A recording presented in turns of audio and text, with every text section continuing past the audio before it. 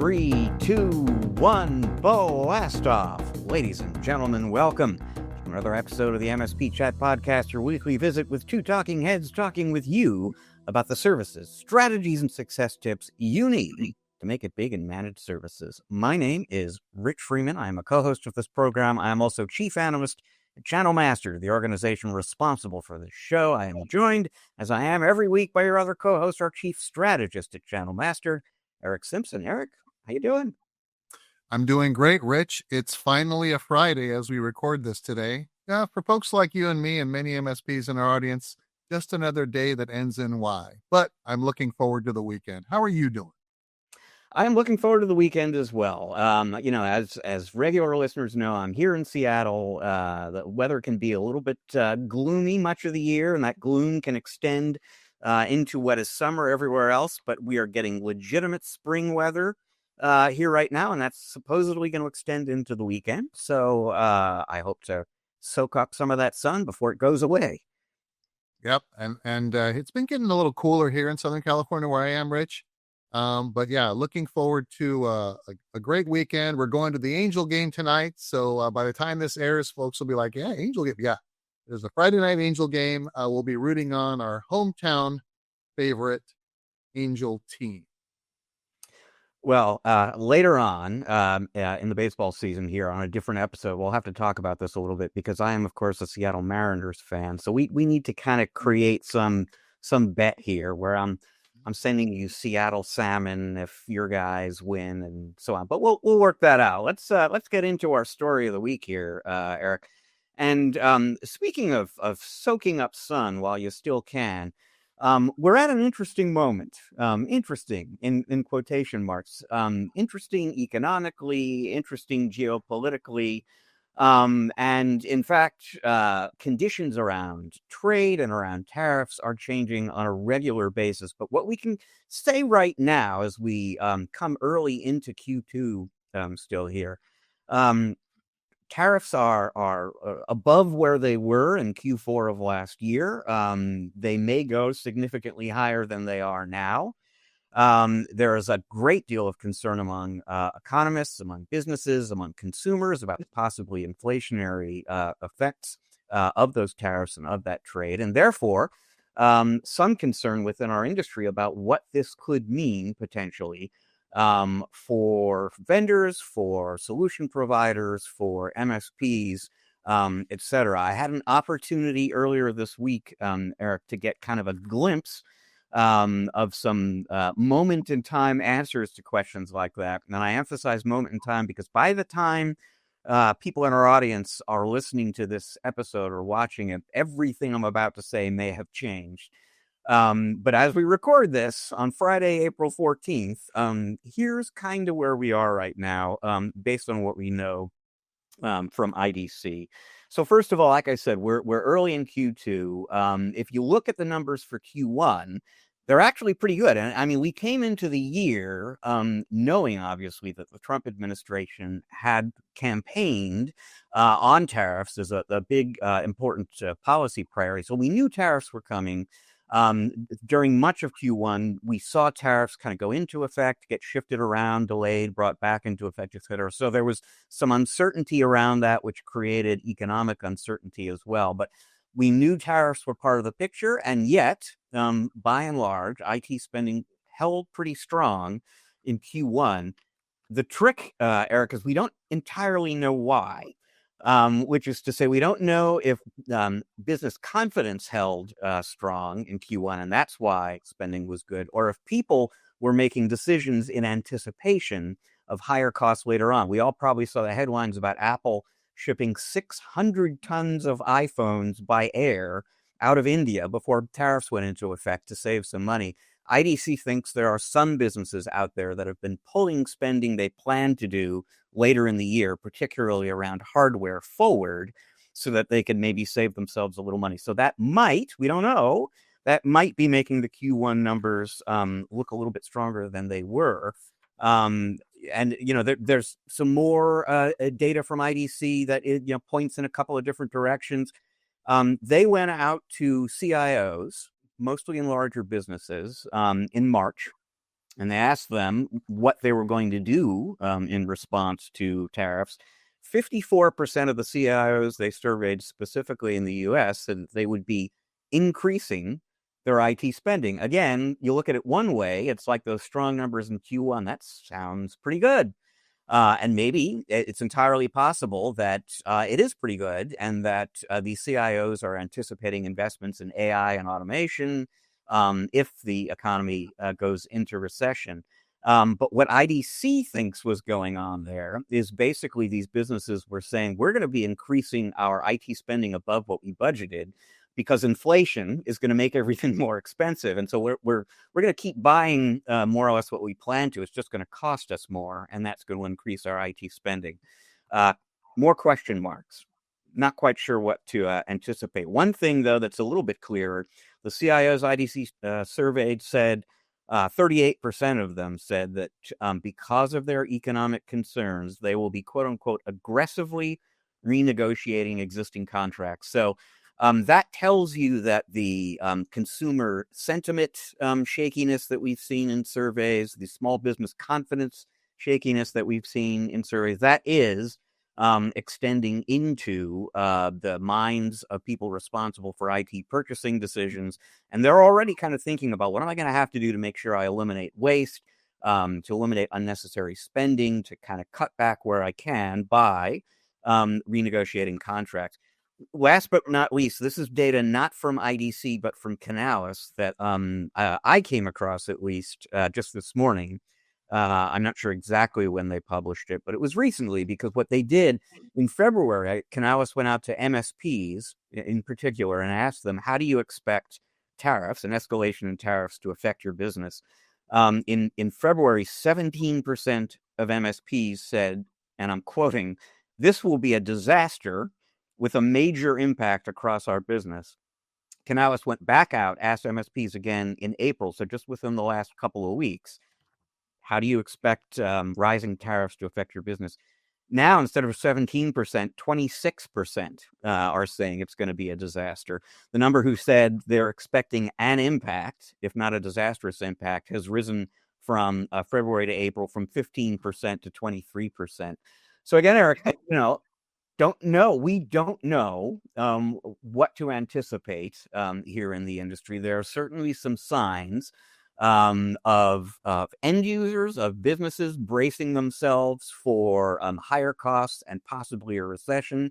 We're seeing companies in the IT industry, solution providers, MSPs, vendors, distributors, they're all thinking that same way.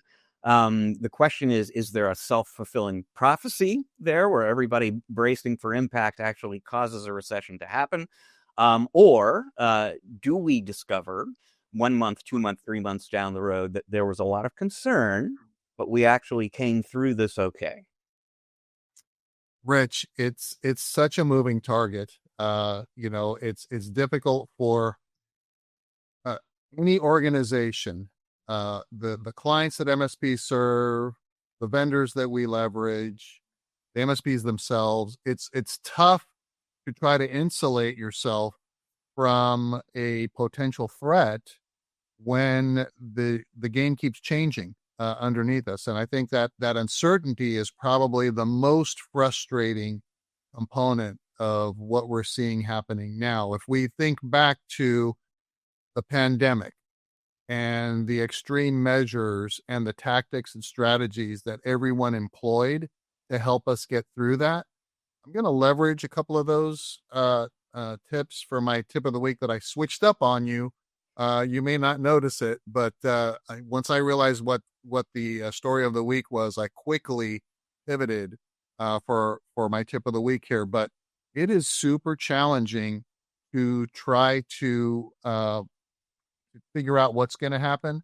And I think the biggest response that business owners and leaders make are what you just said, is like, we're going to try to conserve a war chest. We're going to be extra economical. We're going to try to reduce waste. We're going to try to increase efficiencies and make several other changes that I'll talk about in my tip of the week to try to get us through at least this phase of uncertainty in preparation for what comes next. And I think you're right to underscore the uncertainty element. It is a concern and an issue for businesses, for governments, et cetera, across the U.S. And around the world, obviously. But it is very much part of this picture that we're painting here right now, where businesses are preparing for the possibility. Some people may say likelihood, but certainly the possibility of economic trouble down the road. And so if I'm injecting a hopeful note here, I guess there are a couple. And one is, if you look back at prior economic downturns, even if we do go into a recession, quite often recessions are good, work out well for people in the IT industry, because businesses will invest in areas like automation and AI driven automation these days to be more efficient and to save money. And then we know from what we saw during the COVID economic crash, people aren't, shutting down their managed services contract in a situation like that. It used to be the last contract you canceled, basically, if you were in business was, or the last thing you canceled was the phone number. Because, no phone number, you're not really a business. These days, it's no IT and you're not really a business. And so the last thing you do is fire your MSP. So MSPs tend to be resilient in a downturn. Sometimes businesses invest more in tech in a downturn. And maybe, Eric, we're in a very uncertain place right now, but maybe a month, 2 months from now, if there is more certainty out there, then maybe businesses can actually make decisions that could result in less caution and more of a return to the spending plans that businesses came into 2025 with.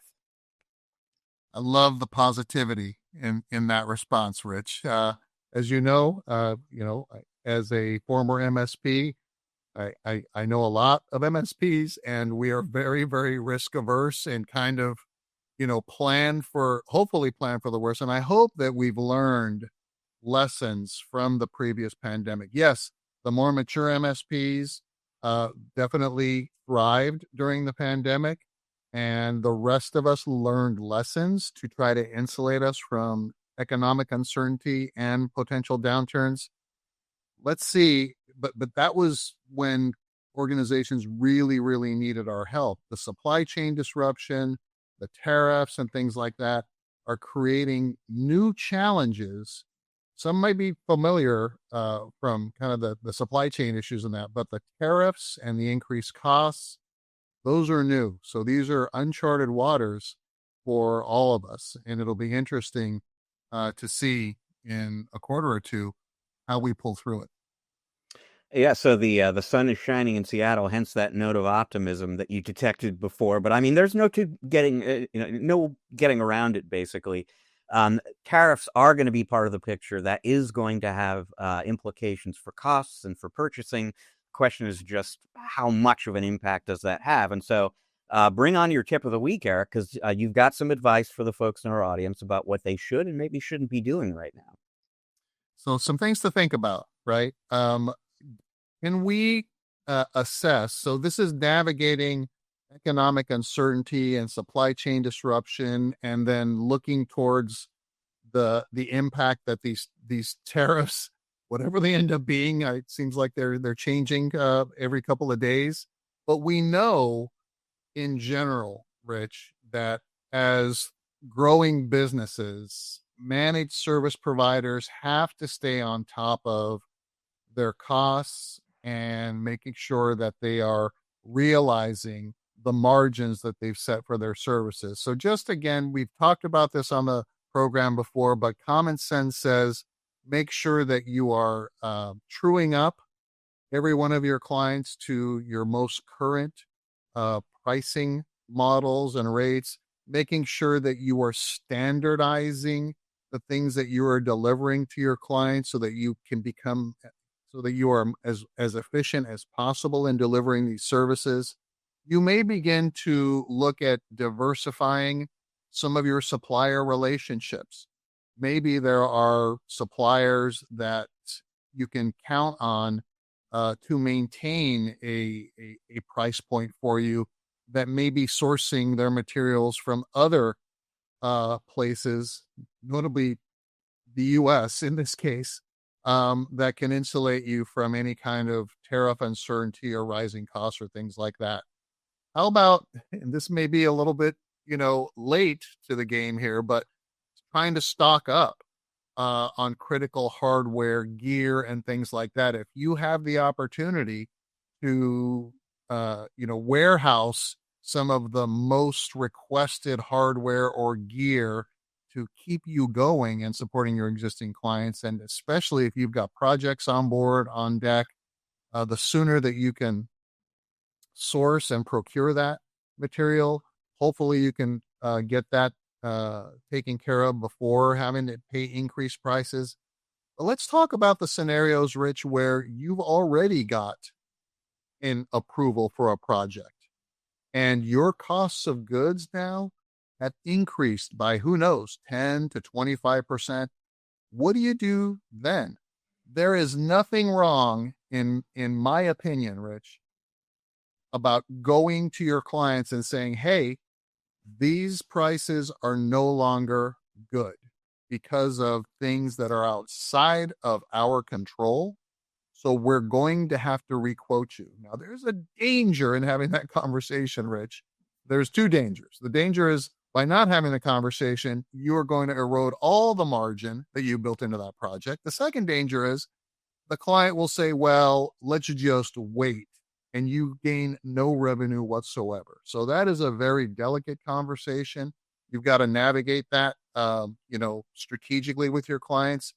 And, some guidance that we learned from the pandemic and those days is, hey, we're all in this together. What can we do together to make sure that we're continuing to deliver these services? We continue to support each other through this and come to some sort of an agreement. You may have to skinny down some of your profit margins. I don't like doing that in general, but if it's what you need to keep revenue coming in, maybe it's a little bit lower profit margin. Maybe you work with your client to maybe work out payment arrangements differently so that you try to maintain as much margin as possible, but just receive that, those payments over a longer period of time, helping the client to say yes to those types of things. The last thing I would say, Rich, is reevaluate what's in your service bundles. If your service bundles now include required gear that you have to invest in to deliver, of course, increase those prices or rates, or maybe consider alternatives where you're using less gear and maybe using more virtual solutions, cloud solutions, SaaS solutions.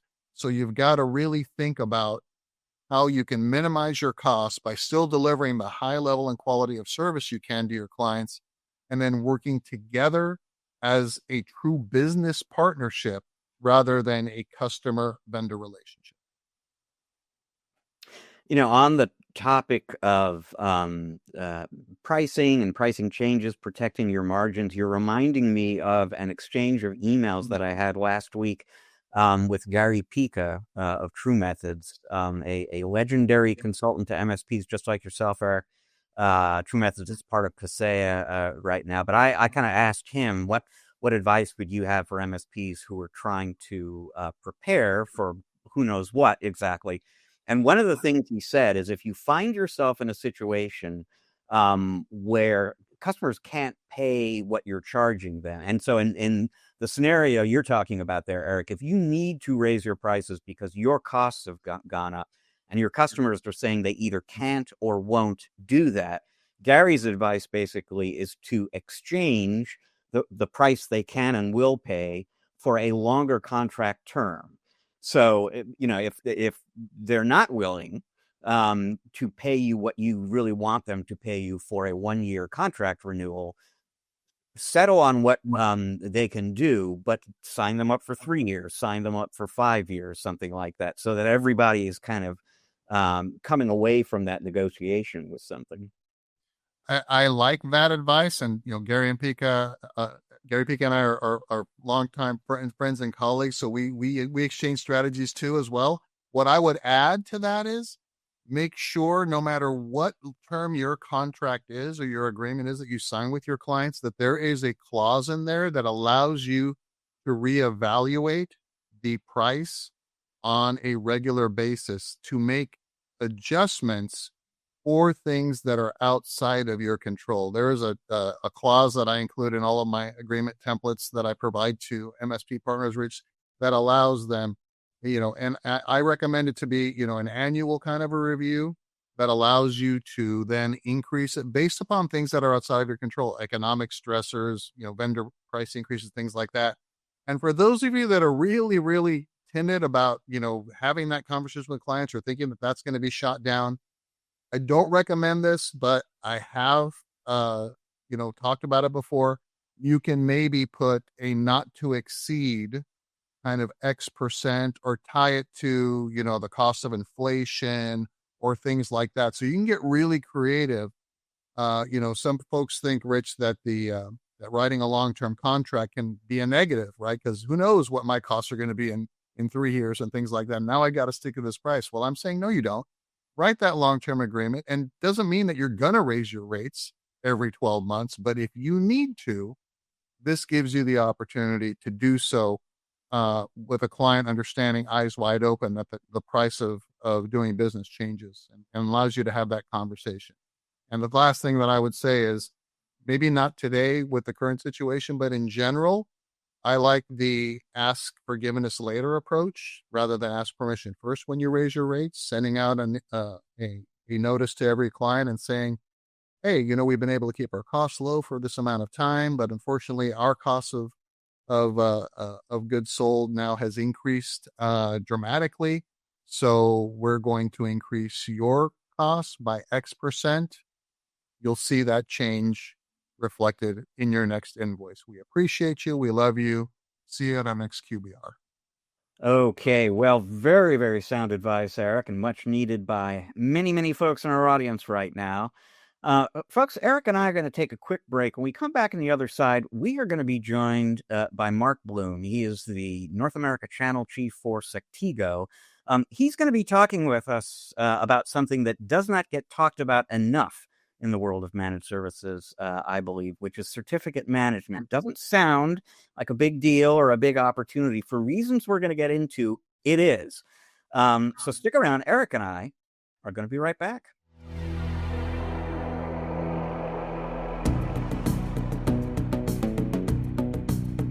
All right, and welcome back to part 2 of this episode of the MSP Chat Podcast, our Spotlight interview segment, where we are very pleased to be joined by Mark Bloom from Sectigo. He is the Senior Channel Director, specifically for North America there. And we are going to be speaking with him about certificate management for MSPs. Which is a neglected topic in my long-time opinion. But before we get into that, Mark, first of all, welcome to the show. Thank you. For folks who don't know you, don't know Sectigo, just introduce yourself a little bit. Yeah, I'm a 18-year channel vet. I've been in the channel what seems like an eternity. I've worked for companies in the backup space, disaster recovery as a service, both the UCAS and CCAS, cybersecurity, and then with Sectigo with certificates. And so I've had the luxury of not only seeing all the different types of partners out there that work in the different sectors, but I've had an opportunity to also build a lot of those channels. And so taking something from the ground up is something which is my expertise. And one of the reasons why Sectigo brought me in was to get their channel running and going like a machine, and that's what we're doing. So it's been an exciting run here so far this past year and a half, and it's only getting busier. And I suspect it's going to get busier still for reasons we'll get into a little bit later in the conversation. There's actually a lot of change happening right now in the world of TLS certificates. We'll get into that in a little bit. I kind of want to start, though, with sort of a longer term, kind of bigger picture question. Because I've been writing about managed services and MSPs for a long, long time. And it's long occurred to me, seemed strange to me that given that pretty much 100% of SMB end users out there have certificates, why are, relatively speaking, so few MSPs doing certificate management for their clients? Do you have any thoughts basically about that? Yeah, because initially it wasn't a channel product. It was a direct product that, um, even today, a lot of the certificates, when they go and get purchased, are purchased directly from retail sites. And that's one of the things at Cetigo that we've kind of done a transformation on within the channel, is that when we talk to partners and we have resources that we could show them what their customers' footprint is in regards to public certificates, when we show them those numbers, we go through them and say, look, they've been buying certificates all this year. They're just not buying them through you. And the education piece is something that we've talked about, that we have to really get out into the community and let partners know that this is actually a channel product and you can sell it. Instead of letting this basically go directly, partners can get a better pricing from us directly rather than going direct. And so that's always been like a misconception, is that going direct to get better pricing. And that's an urban myth, is that working with channel partners and utilizing their discount structure is something that customers should be taking advantage of. And on Cetigo's side, when I look at, the footprint that the SMB market has, is that they don't really have a large number of certificates that are on the public side. But depending on how many applications and devices and everything else, there could be hundreds, if not thousands. And so when we talk about SMB, is that it's always defined sometimes by revenue, sometimes by company size. And I think where MSPs can come in is that this is a absolute play for them, because what MSPs are doing in managing all different types of like Microsoft services and other services they provide for their customers, adding certificates as a service is something that is not only a line item they can instantly include, but manage it through multi-tenancy. So that's really the exciting part of it. Mark, as a former MSP myself, I remember the days, and I'm aging myself, right? This was in the early 2000s. I remember we didn't have a very strategic view of managing certificates. Typically, what would happen is a client would call us freaked out because their website was down or email wasn't working or something like that. And we had to go in very, very reactively and figure out what was going on and then fix it for them. And then because we didn't really have a strategy, or we weren't as mature as MSPs are today, or as we got to be later on before we sold our MSP practice, we really weren't, charging clients for that. We kind of thought, oh, well, it's happening so infrequently, we'll just throw it in with our normal, monthly fee. So my question to you is, how other than adding this to an MSP's kind of responsibility, how are MSPs able to really charge for it? It may be a smaller kind of margin type of a sale to their clients, but in the overall scheme of their bundle, how can they generate even more revenue through not only purchasing these certificates on their clients' behalves, but what other services and pull-throughs and strategic value, are you seeing MSP partners gaining from taking over this very critical function for their clients? Well, to save you on the age thing, is that certificates used to be a 10-year cycle. And so they would buy certificates and you wouldn't have to touch them for 10 years. Now those cycles over the time have gone down. And with last weekend, them making the announcement that eventually they will go to a 47-day path, is that it's increased the amount of work that customers would have to do on their end on the certificates. And so now the initiative for next March is that it goes down to 200 days. So what does that mean for an IT department? They now have double the work they did before managing the certificates. And every time that we do a trade show or an event where we have a large amount of customers, we talked about in the green room before this, the event that we did yesterday, and everybody was coming up to us when we mentioned certificates. They had that pale look on their face and how much they didn't like managing them. Imagine now throwing double the work on top of that which basically takes time away from projects that they can do. And most MSPs are necessarily not coming in doing the whole IT environment, but they're augmenting services for customers in various different ways. And so with MSPs now going in and helping them manage that certificate as a process, they can actually go back and do the work that really they're hired to do in the IT department. They're not wasting their time on certificates, which can take anywhere between 3 to 8 hours to renew. It's not an easy process. And so it's really important that we kind of focus, especially in the MSP market, is getting that ability to put it in front of them to where they can charge it. And then all the MSP really has to let them know is that this is a service we can provide for you too, so that you will avoid outages. And I think that the hardest thing with an MSP in any shape or form is really where their value comes into play. And with an outage of any type, is that you're losing anywhere between $5,000 to $9,000 a minute, depending on your business. And with an MSP, they can almost guarantee that if they're managing it, have it automated, that they're never going to have any downtime. And that's really what a customer wants to hear, is that their MSP is making sure that they're up and going 24/7, 365. Mark, I want to clarify something here, kind of underscore a distinction, because I keep talking about certificate management, but if you look at the certificate business for an MSP, there are actually two different businesses there, as I understand it. And one is issuing, like buying the certificates, and then the other is managing the certificates. Those are different functions. They quite often involve different vendors.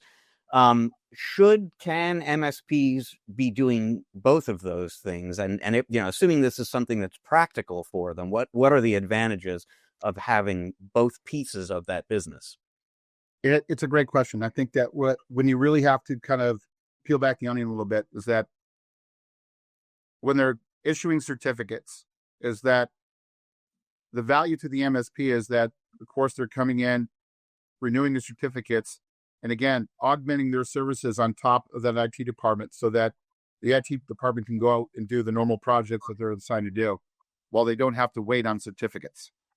That's one thing that MSPs can come in. Once they get their certificates, they can go in, change them out, get them up and going. And it takes a couple hours to do that. And so when you have an MSP doing that for you in the background, that's one thing. But when you loop into the management piece to it, they really go hand in hand. So if you're managing all these certificates and issuing them for the customer, basically, is that you're going to want to be able to have an idea of where all their certificates are, whether they're public or private, and help them understand exactly. Again, they could pull up our management tool, for example, and show you exactly what certificates you have, where they're located, and also basically when they're coming up for renewal. Having that visibility and providing that to their customers is more than a value add, because anybody knows that once a certificate becomes expired, your website goes blank and says proceed with caution. And so that's, nobody really wants to see that. And what MSPs will do is they'll build that foundation for them on the certificate side, not only handling the issuance of it, but also the management of it. Customers can rest assured that they're always going to have uptime rather than downtime.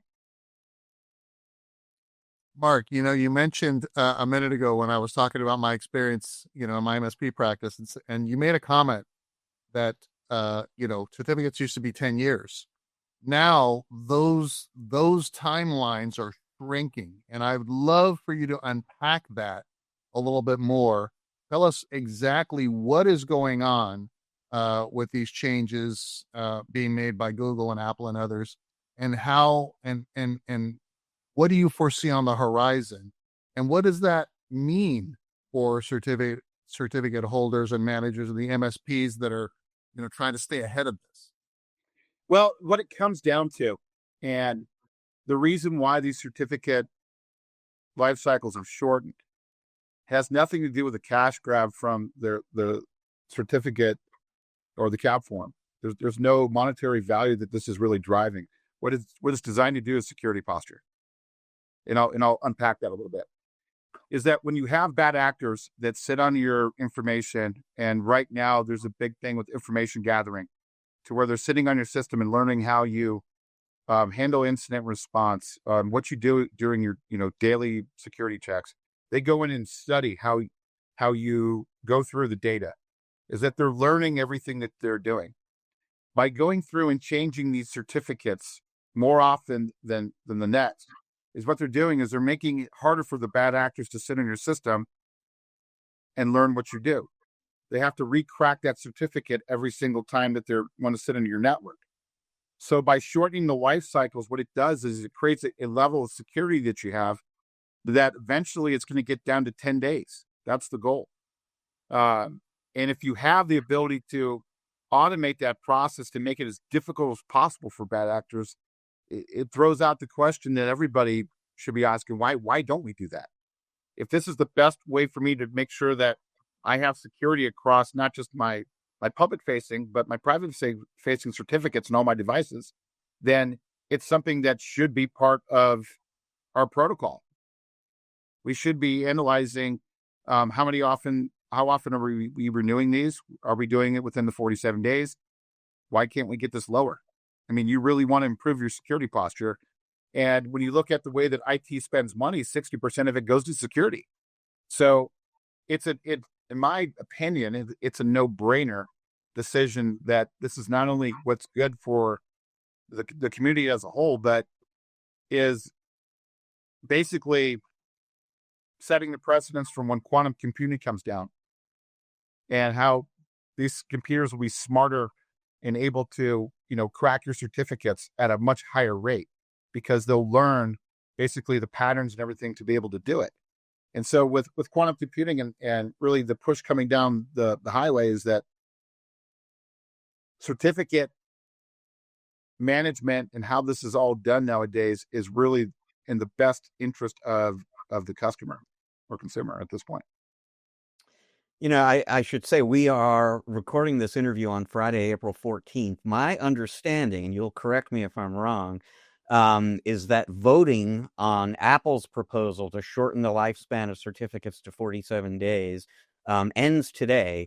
And in fact, I got a message from somebody on your PR team earlier this week that as of Tuesday or Wednesday, precisely 0 no votes had been cast on that proposal. I mean, so by the time people are hearing or watching this podcast episode, that shortened time frame will have been approved almost certainly. And I guess the only question is, when does that go into effect? And so what that means is somewhere down the road, I don't know how long, maybe you do, there are going to be a lot more, or there is going to be a lot more risk maybe of expired certificates.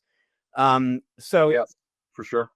Make the case for the MSPs in our audience who are kind of new to this and they're thinking about, how do I make the case for certificate management as a service to my end users based on this change?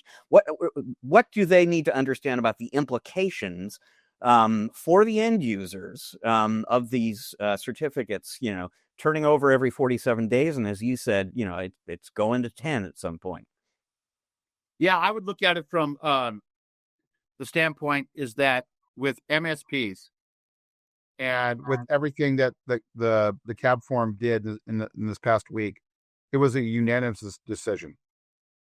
And so, as I always tell, partners, that there's 2 types of companies out there. There's a proactive and a reactive. The people that are proactive to this announcement will now, in the next, I would say less than a quarter, will start investigating CLMs and the benefits to it, right? They'll start doing their information and their research. And we've already seen an uptick in not only our lead volume, but questions from partners on this, and it's only been a couple days. And so when we see the community like this be proactive and go out there and start doing the information gathering to choose the right solution, is that's the approach to take. When companies say, well, we'll wait till that date has been announced or wait until something comes up, what might happen to them is it's a process to take all of your certificates and put them into a CLM. It's not something you can do at a snap of a finger. And I know that there's different providers out there that provide professional services to go with it. That it's a project that takes some time to do. So by being reactive to the situation, you're basically on the clock. You're going to have a certain time frame, and it's going to be a year from now that it goes down to 200 days. And so with that is that you're either going to be proactive about the situation or reactive. Proactive makes sure that you're safe. Reactive puts you in jeopardy. Do I have enough time to do this?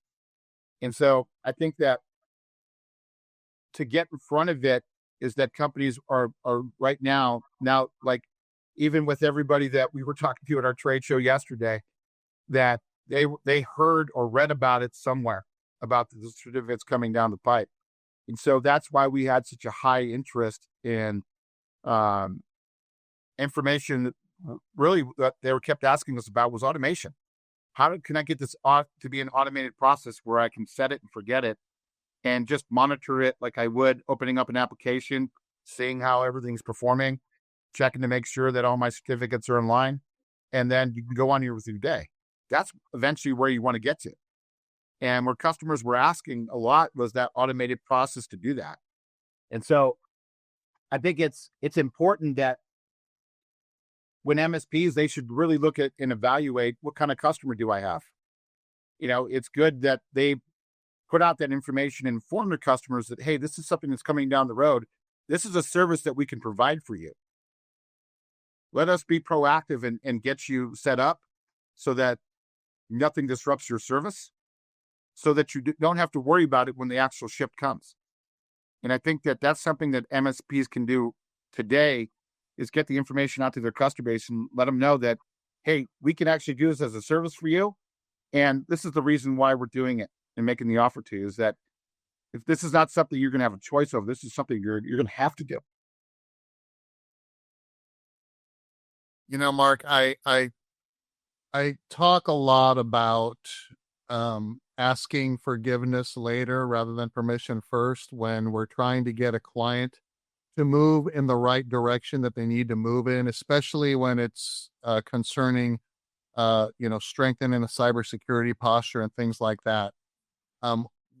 What kind of a competitive advantage could an MSP leverage if they go all the way to the discussion with a client that says, we're going to change out your certificates more often than what the minimum requirement is going to be coming down the pike? How is that something that you see partners thinking about? Is that something that if you were doing this directly for your clients, you could, considering that it can be automated and done automatically, how could you leverage that as a competitive advantage? And is there a reason to do it that way? Yeah, I think that with MSPs is that they always want to show their value and what they bring to the table more so than their competitor does. And so usually with MSPs, they provide, or they're specialized in certain services. And the fact that when they're adding this into the portfolio, there's not many people that do. And so the competitive advantage that you bring is by leveraging this inside your portfolio, you are a total services package rather than just a specialized company doing Microsoft or backups or augmenting certain things. Is that they can go in and advertise all their services rather than just a few that they can offer. Is that the more robust you can be as an MSP, the more attractive you are to a client. And eventually, and I know that IT departments don't like hearing this, but MSPs can come in and be that backbone to it. It's always when we used to talk to a lot of MSPs, is make sure you don't say, we'll come in and take over, because customers run and get scared when they hear that. Augmentation is the word that they should be using, and saying, these are the services we can provide on top of what you can doing to make sure that, help desk and everything that you need, Microsoft licensing, all that's done with us. And so by adding those additional services that I would say 99% of the MSP community doesn't have today, that adds value. The 47-day lifespan we've been talking about here, that is a near-term issue. That is coming soon to an end user near you. But let's talk a little bit about a longer-term issue. You referenced this briefly before, quantum computing. So I wrote a post about post-quantum cryptography in my blog, Channelholic, not long ago. Eric and I talked about that issue on the show in a recent episode as well. From your point of view, inside the world of certificates, talk a little bit about what the implications of quantum computing are and will be for certificates, and the way in which quantum computing is going to make a 47-day lifespan look ridiculously long. Yes, and that's really the main point of it, and that's when we talk about shortening that down as much as we can. The harder we make it for quantum computing to be able to crack these certificates is the objective. And I think that, they always said by 2031, quantum computing will be around. And I think just based off conversations that we've talked with our company, we've got some of the smartest guys in the business that understand this industry and have a full in-depth knowledge on what's coming from quantum computing. And I think personally it will be here faster than 2031. I'd say the way that AI is advancing it, that today I'm sure there's computers that could crack those certificates quicker. And as they learn through AI, get smarter to do this, quantum computing is not just a boogeyman that exists down the road. It's a real thing. And it's going to make it difficult for the industry. Now, there are some things that will make quantum computing difficult, when it comes to, cooling down those computers, and because they do suck up a lot of heat, and it's challenging. So with the challenges of the equipment, that's what's basically, I think, slowing it down a little bit. But the actual technology of it, it's getting smarter and smarter each day. So it's important that from a security standpoint, is that the better that you make your security posture, again, it goes back to being proactive or reactive about a situation. And the companies that are proactive about IT and they get in front of situations, when you're a reactive IT department, that's what costs you money, because you're reacting to the situation and you really can't quantify those costs because you're reacting to them, and you're, of course, going to pay more. So, I mean, how many times, especially with ransomware, getting into your backups and encrypting them, is that there's ways that you can beat ransomware just by doing your backups at a certain way, to where if you do get attacked, all you do is you wipe the drives and reissue them, right? Reissue the data that's on there. And you're not losing data, especially if you're doing point-in-time recovery. It's the same thing, is that with quantum computing, is that it's going to be challenging.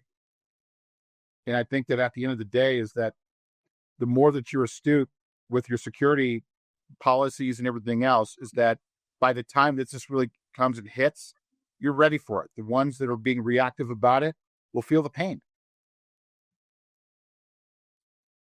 So, Mark, MSPs are, like, as you talked about, always trying to become more strategically valuable to their clients. We're seeing more and more workloads move from on-premise applications to the cloud, SaaS solutions, things like that. Certificate management seems to me to be something that could apply to lots of different areas in an organization. Could you take a moment and just kind of describe what are the qualifying questions that an MSP could begin asking their clients to explore the total potential of all the different certificates that an SMB business would need for them to keep track of and manage and make sure they're being renewed and rotated to avoid the constantly modulating phaser fire, if you will, that quantum computing is going to bring to us. So just give us an idea of kind of what that looks like, and then maybe how to have a conversation with a client to let them know Yeah, that this is where we're going. it's something I honestly spent a lot of time doing this week with partners. Um, they initially called in to say, "Hey, we saw the um, all the news with it going down to 47 days." They were like, "What does this mean? Like, how can I have these conversations with our customers?" And one of the things that we do internally is that we actually can show a partner their customer's footprint that's public. So when we do that, we bring up their entire public footprint and all the different certificates, when they were issued, who issued them, and we give them kind of that information before they talk to their customers, so that when they do get on the call, they can go through and say, company ABC is that, look, just by doing some initial analysis, um, we see that you have 5 to 6 different types of certificates in here. My question is, how are you managing all these different types? Because the only CLM players that manage agnostically are us, Keyfactor, and Venafi, and AppViewX. Those are the only ones that really go in there and manage those certificates across the board. We're the only one that actually is certificate authority, so we're kind of put up at a different level at this time. But when we actually show that footprint to the partner and they're able to have those conversations with the customer, they go in with a logical conversation. If you have a pretty good sized footprint of certificates, the question should be, how are you managing them? And it's really the customer will that's where you get to hear the pain of how much time this takes. And, I said it probably 10 times yesterday. I can always give you ROI. I can always save you money through a discount. But what I can't give you back is your time. That's the one thing I can't do. I can do some other things, but that's the one cognitive thing that I can't do. And time is money. And when you have the time that it takes customers to do this process, again, it just sucks up resources that they could automate and just go ahead and do. And that's why MSPs, when they have the conversations and actually break this on for the services that they're currently doing, is that it goes to show that they're being more proactive with their customers, saying, "Hey, this is a concern of ours for you.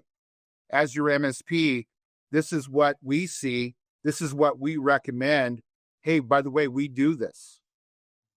It's, they could either add it as a significant charge or just include it in the value that they do. It's really up to the MSP on how they charge or weight that. If they have already a significant footprint with the customer, it's something that they'll maybe either add on or charge for. But the value of what they're doing for the customer is there. And so when I explained that whole scenario to them about giving their time back, the money and everything else just went out the window. When I said, I can't give you back your time, you're like, you're right. My time is the most important thing as an IT administrator. And that, to me, discounts aside and special pricing and all that good stuff, it's good, but I'd rather have my time back. Because when you don't have time to do projects, they pile up. And that's really where an MSP can come in and allocate the time back to the consumer that they're working with on, hey, this is something you don't have to kill your time on. Let us do it for you. Mark, this has been a very interesting and also, I would say, timely conversation. The three of us talked about this just a few weeks ago at a conference, and right away I knew I wanted to get you on the show to alert our audience to what's going on out there right now. For folks who are listening or watching right now who want to get in touch with you, want to learn more about Sectigo and the business that we've been discussing here, where should they go? Well, you could always go to Sectigo and learn. I mean, I think that one of the things as a company that we really made a conscious decision to do is educate the community on the why factor. Going to our website and understanding all the different things that certificates do, all the changes that are coming about, the reasons behind them. I think and our competitors do a good job of this too, but I think we do it better than most. Is that our education that we've put this year out in the community is soup to nuts, the best in the business. And I think as our responsibility as a certificate authority and also as a CLM, us being the leader in this space, it really is up to us to be the leader and putting on all the information. You can go to Cetego.com to get that. In regards to picking my brand and get more of an insight, you could always find me on LinkedIn. I'm very active on that. And, I put out as much information, not just to consumers, but the channel as well, through LinkedIn, because I've got a solid base of about 12,000 people that I'm connected to. And it was funny. I get to see all the different click-throughs on all the different stuff that I post. And this top one this week was the shorten of certificate life cycles. So it actually took up my analytics through the roof, starting on Wednesday when I started pushing stuff out. So it's been a busy week, and you could always go to Cetego and reach me directly. And when it comes to helping out the MSP community, is that we have several members on our team that specialize this. Max Edwards is one of our leaders in this. We will take the time with them at any time to go through this, because this being a kind of a new business for not only the VAR community, but for the MSP community, educating them on the right things to do, best practices. These are the things that we'll take the time to do and walk through the partners with, so that they understand is that this is going to be a significant add-on to my product. What are the things I need to do to get prepared for it?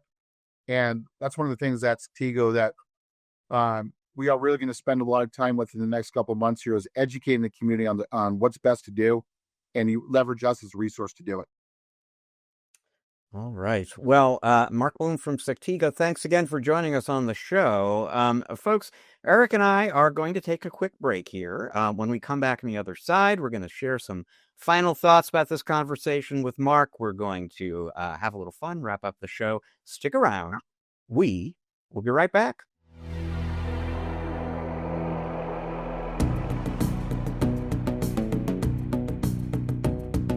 And welcome back to part 3 of this episode of the MSP Chat podcast. Like I said, our timely conversation with Mark Bloom there.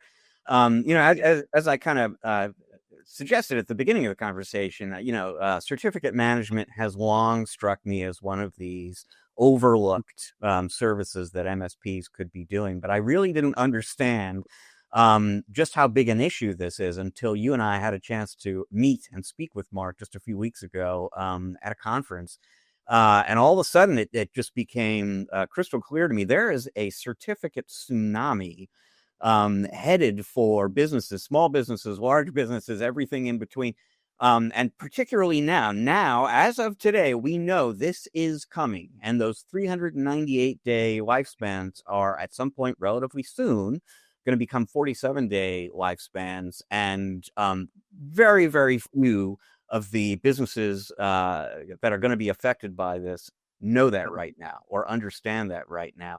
And so there is this huge window of opportunity for MSPs, basically. So if you are the trusted advisor who goes in and explains this to an existing account, that is going to make you even stickier with that company. It's going to be probably, for a lot of the folks in the audience, a brand new revenue opportunity for them as well. If you're looking to break into an account, with a company that already has an MSP, this is one of those things to ask in the conversation. Have you talked at all with your MSP about this certificate thing? Do they know what to do about it? Because here's what's coming your way, and you are going to need some help with this. We can help you with that. One last thing, Eric, and this is something that Mark said to us off the air as we were thanking him again for joining us on the show. He really kind of underscored the automation element of this story here. He touched on this during the conversation with us, but obviously that same burden that end users who are self-managing certificates right now are going to face when those lifespans drop to 47 days. You pick up that business, that's your burden as well. And so in order for you to provide the service to your customers, but do it cost effectively, automation is going to be really critical. Yeah, Rich, it really struck me when we had our conversation at that conference with Mark. It hit me like a ton of bricks because I immediately recalled the pain that we had and the reactive nature of us trying to save a client who had let their certificates expire. Heck, it even happened to us in our MSP practice one time. So, it happens to everybody when you're not managing it, monitoring it, etc. And I would say that whenever there is a point in time, like there's a sense of urgency now that can be applied to these conversations that MSPs can be having with their existing clients and with potential prospects that may have another incumbent MSP competitor in the mix, that, as you just alluded to. I think it definitely accelerates sales velocity and sales close time. I think the other thing that I would also say is, what strikes me as leveraging such an important critical component of a business's brand and image and operations, like you said, that can be automated and self-managed by a platform, so that you're just that you're always going to be delivering the most critical and most important aspect of that service in an automated fashion without human labor involved. I think that's called mailbox money, Rich. I don't know. Yeah, yeah. Now you make a really good point too. I mean, folks like yourself advise MSPs to manufacture urgency in the sales process to get accelerate decision making. You don't have to do that in this case. There is real legitimate urgency attached to this issue here, and it's all the more reason to be having that conversation now with current and prospective clients.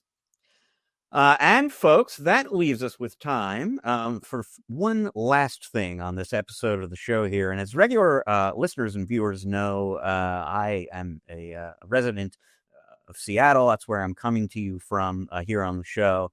Two things to say about, there are many things to say about Seattle. I love the city a great deal, but two things that the city is probably well known for. One is this is a very liberal city, regardless of what your politics are. We're not going to get into politics here, but I will just tell you, as somebody who lives in Seattle, as this is a deep blue city here.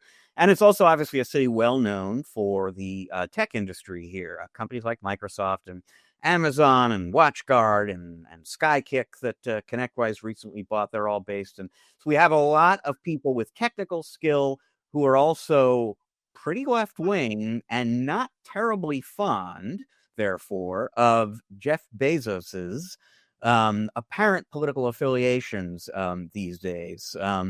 He was at the inauguration of President Trump. There are a lot of folks here who weren't happy to see that. And what do you get, Eric, when you get people with technical skill who are unhappy with Jeff Bezos for being a friend, apparently, of Donald Trump? What you get is a very interesting hack. So I don't know how widespread this is in the rest of the country. Here in Seattle, especially downtown, the crosswalk signals all speak to you. You press the button because you want to cross the street, and the crosswalks tell you whether it is or is not safe to cross. Except recently, that's not what they were telling people. What they were telling people is, quote, "Hi, I'm Jeff Bezos. This crosswalk is sponsored by Amazon Prime with an important message. Please don't tax the rich. Otherwise, all the billionaires will move to Florida too." And it goes on from there. But if you can imagine everyone crossing a street in Seattle for some period of time and hearing the voice of Jeff Bezos delivering that message to them, that a new annal in cybersecurity here in Seattle, Eric. Well, I'll tell you what, folks have a lot of time on their hands for pulling these kinds of pranks. If only we could leverage these, these skills for good. But it is a funny story, Rich. And it brings us to the conclusion of this episode. We thank you so much for joining us. We're going to be back in a week with another episode for you. Until then, I will just remind you, this is both a video and an audio podcast, which means that if you are listening to us, but you'd like to check us out on video, you can go to YouTube, look up MSP Chat. You'll find us there. If you are watching us on YouTube, but you like to listen to podcasts as well, go to Apple, Google, Spotify, wherever it is you get your podcast. You're probably going to find us there. And wherever you find us, please subscribe, rate, review. It's going to help other people find and enjoy the show just like you do. This show is produced by the great Russ Johns. It is edited by the great Riley Simpson. They're part of the team with us at Channel Mastered. They're here for you if you want to create a podcast of your own. Podcast folks, though, are a little tiny sliver of what we do for our clients at Channel Mastered. If you want to learn more about that, please go to www.channelmastered.com. Channel Mastered has a sister company called MSP Mastered. That's Eric working directly with MSPs to help them grow and optimize their business. You can learn more about that at www.mspmastered.com. So once again, we thank you for joining us. We'll see you in a week. Until then, folks, please remember, as we always urge you to do, you cannot spell channel without MSP.